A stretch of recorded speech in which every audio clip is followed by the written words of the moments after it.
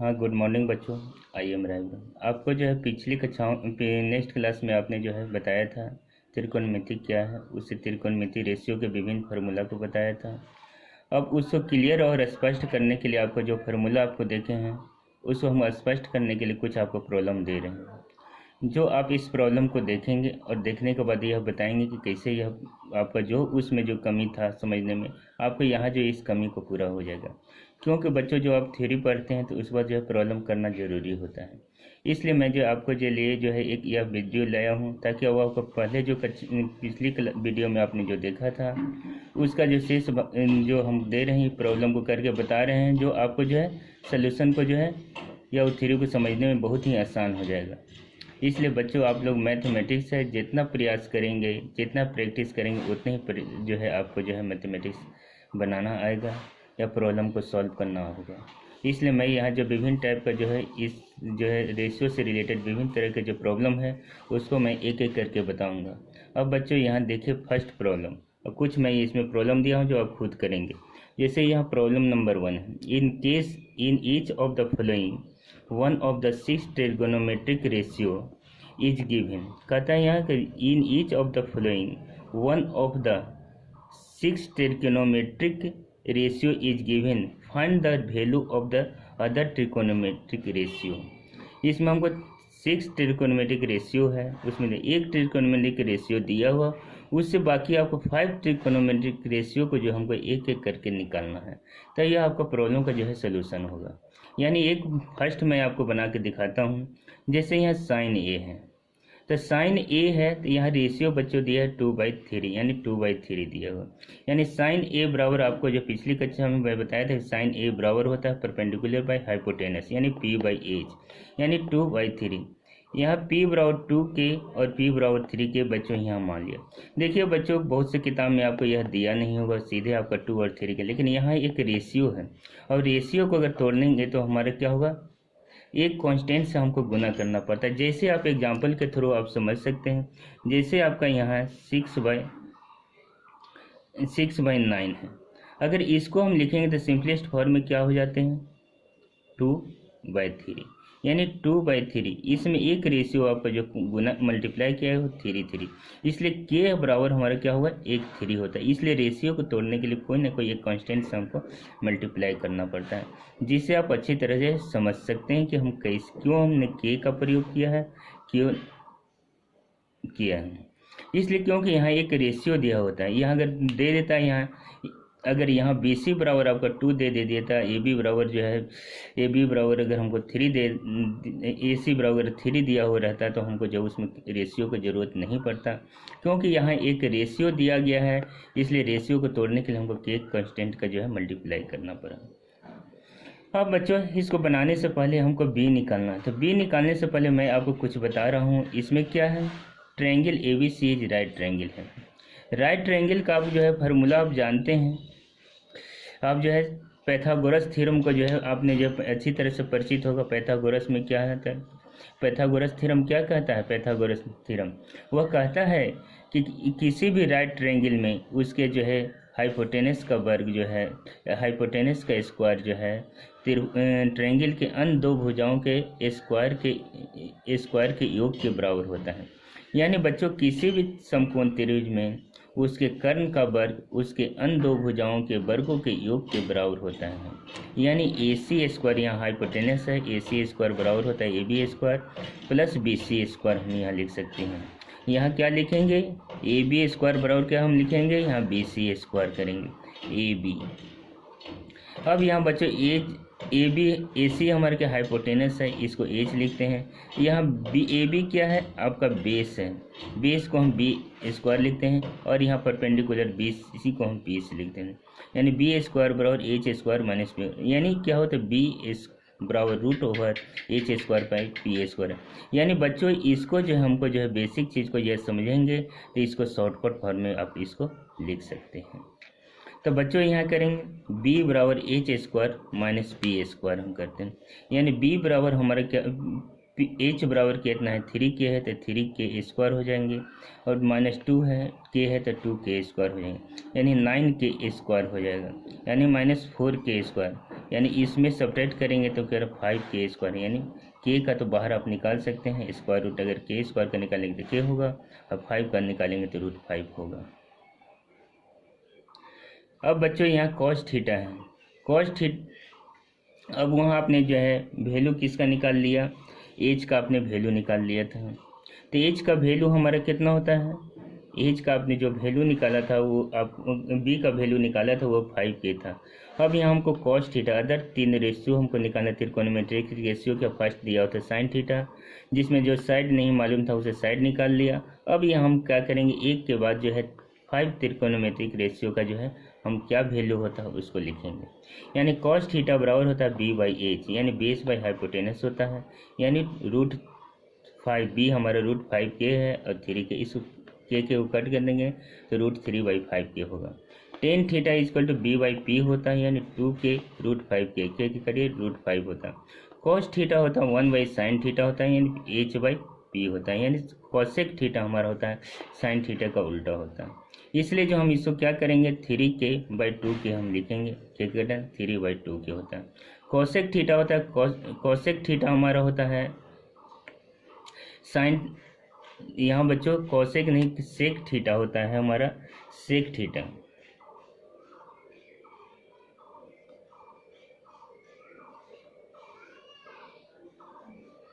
Sec theta हमारा होता है साइन थीटा का, कॉस थीटा का अपोजिट होता है, उल्टा होता है, इसलिए हम इसको क्या करेंगे h/b लिखते हैं। ऐसे फार्मूला आप करेंगे h/b इक्वल टू 3, यहाँ हमारा क्या होगा h 3k है, b √5k है, इसको हम कर सकते हैं 3/√2 लिख सकते हैं। इस तरह cot थीटा बराबर, cot थीटा जो है टेन थीटा का अपोजिट होता है, इसलिए इसको हम b/p लिखेंगे, यानी आपका क्या हो जाएगा √5/2 आपका जो है टेन थीटा का कॉटेक थीटा का वैल्यू आएंगे।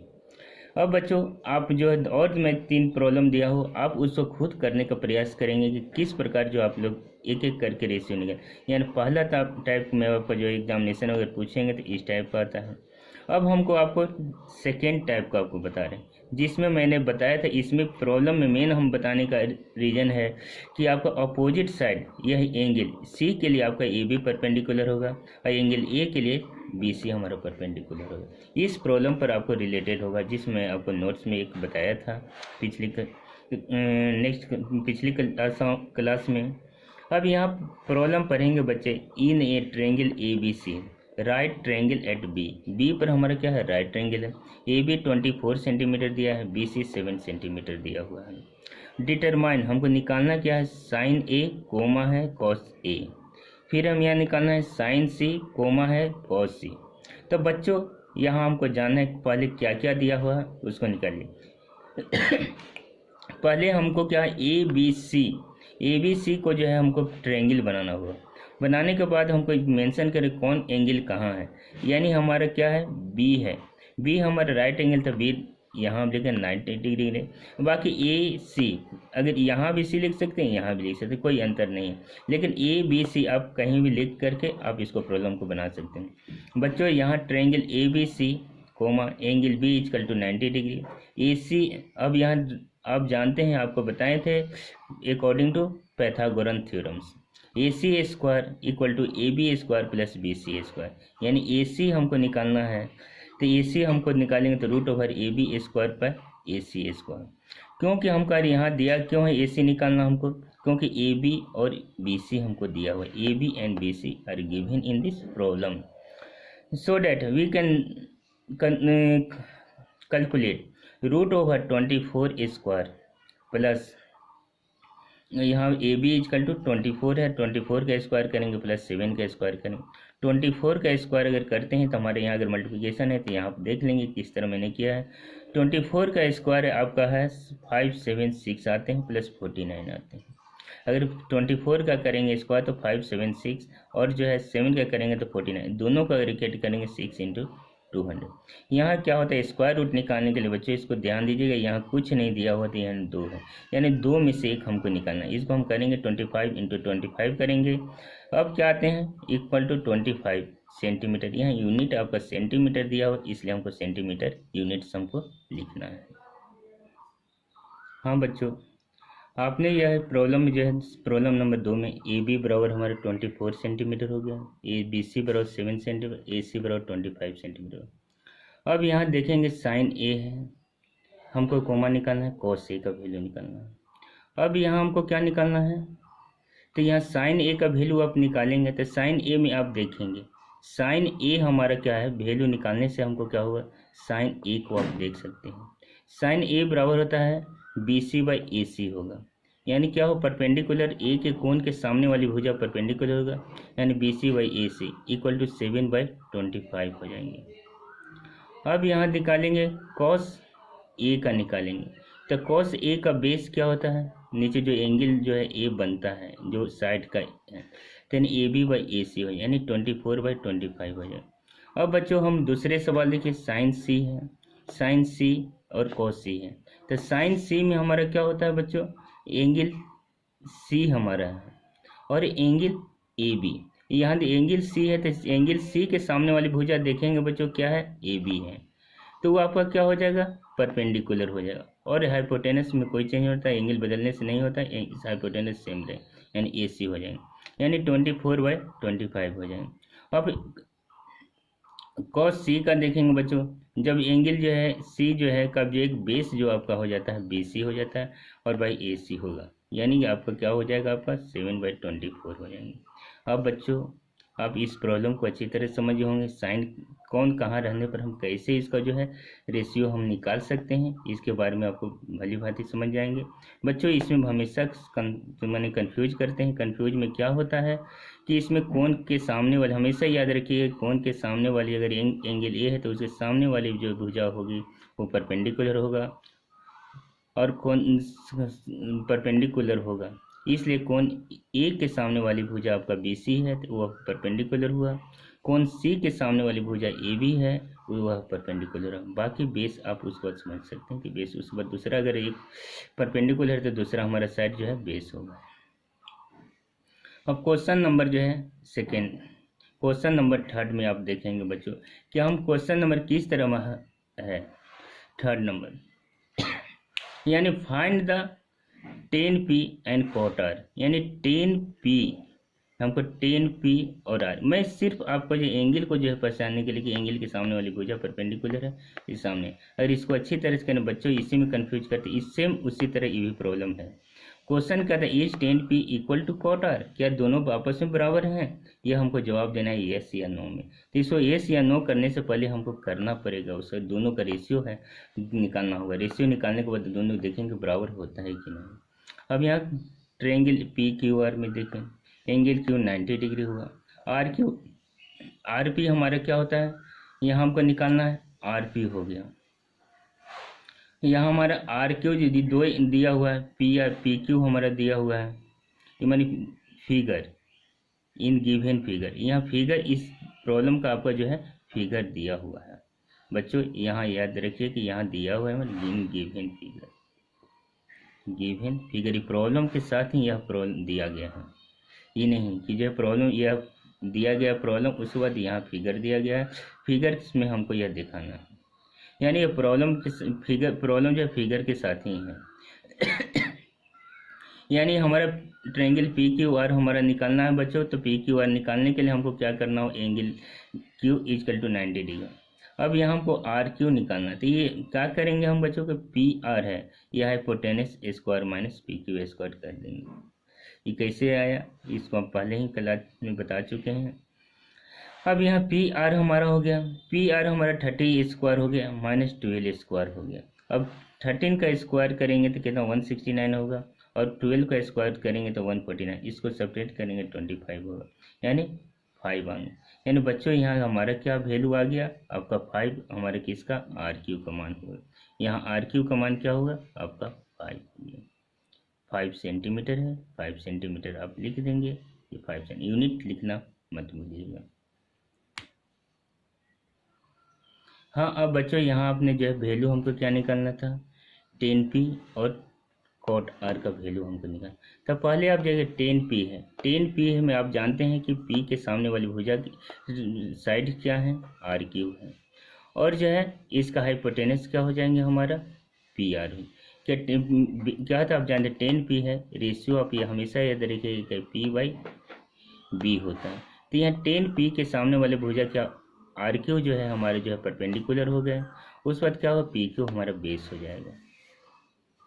तो यहाँ बच्चों ये हमारा क्या हो जाएगा, परपेंडिकुलर हमारा क्या हो जाएंगे आर क्यू, और बेस क्या हो जाएगा, पी क्यू हो जाएगा। यानी आर क्यू हमको 5 मालूम है, पी क्यू इक्वल 13 है, आप निकाल।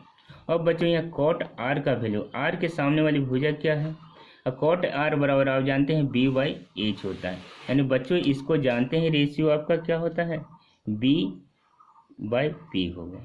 ये कितना होंगे, पी बाई बी होता है। इसको आप हमेशा ध्यान में रखते हुए इसको करें। अब इसके लिए बेस हमारा क्या हो जाएगा बच्चों, कॉट आर के लिए हमारा बेस जो होता है हमारा आर क्यू हो जाएगा। कॉट आर के लिए हमारा बेस जो है आर क्यू हो जाएगा, परपेंडिकुलर हमारा क्या पी क्यू हो जाएगा। यानी R Q equal to 5 and 30। अब दोनों को देखिए, दोनों को हम देखते हैं तो हमारा क्या होता है, बराबर हो जाते हैं।